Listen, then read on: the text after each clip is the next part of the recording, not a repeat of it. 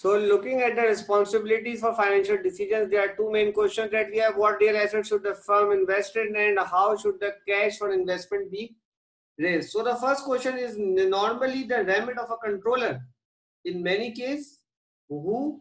The CFO, right? Chief Financial Officer.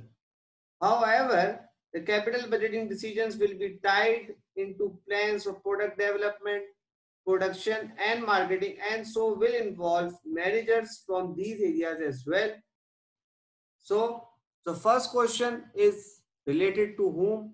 The first question is related to CFO, right?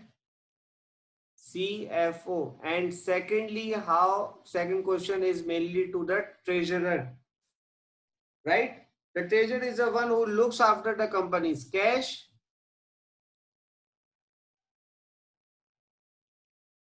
Secondly, raises new capital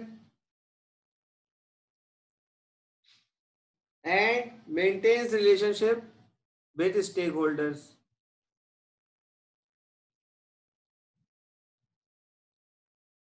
like banks, etc.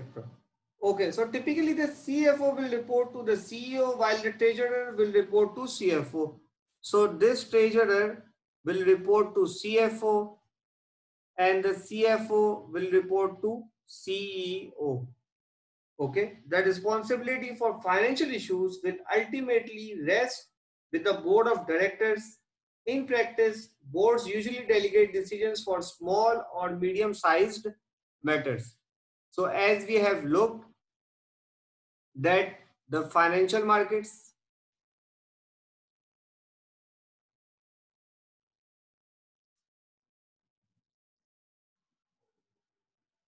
the financial manager is directly dealing with financial markets and stands between the firm's operations and the financial markets.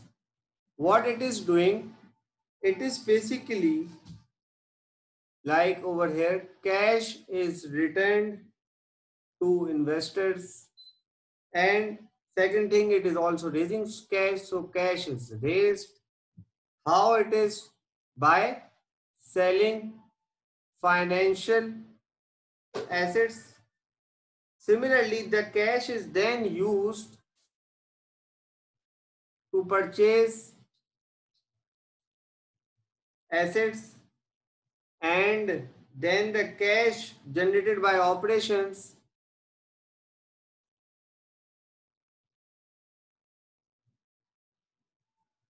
is then used by the financial manager, and then this cash is reinvested. So this is the way the whole process works. In firms operations, basically it is what? It is a portfolio of real assets. And I have told you earlier that what are real assets?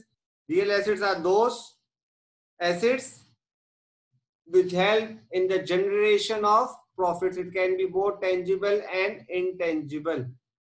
Okay, coming back to this concept. Now, how we will be studying this course? We will be studying this course in a way that makes it very easy for you, right?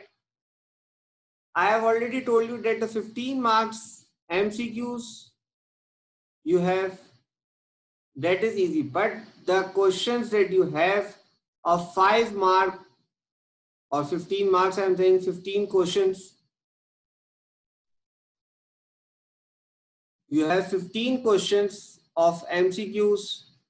That is the easier part. I am saying it literally, but the part where most people have a difficulty is 5 item set questions. Right? This is a thing that they have adopted from CFA, and that's why my students have an edge. I've been teaching this course for the last 3 years, and my students have an edge because I am also a CFA.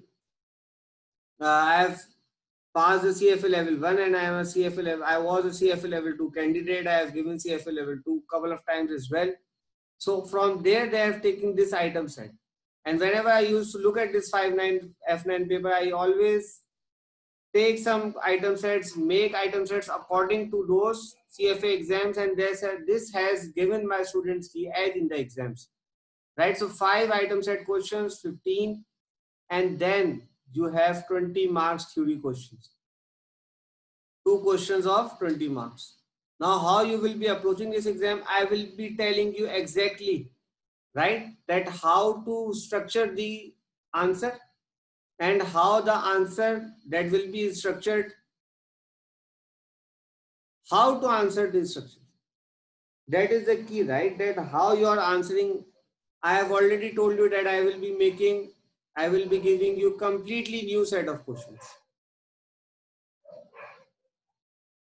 right? And of each topic, and that is the key that my students have succeeded in the past, that they have always come up with new question set, because everyone is following the Kaplan and the other study books, and when the questions are not of that type, they falter in the exams.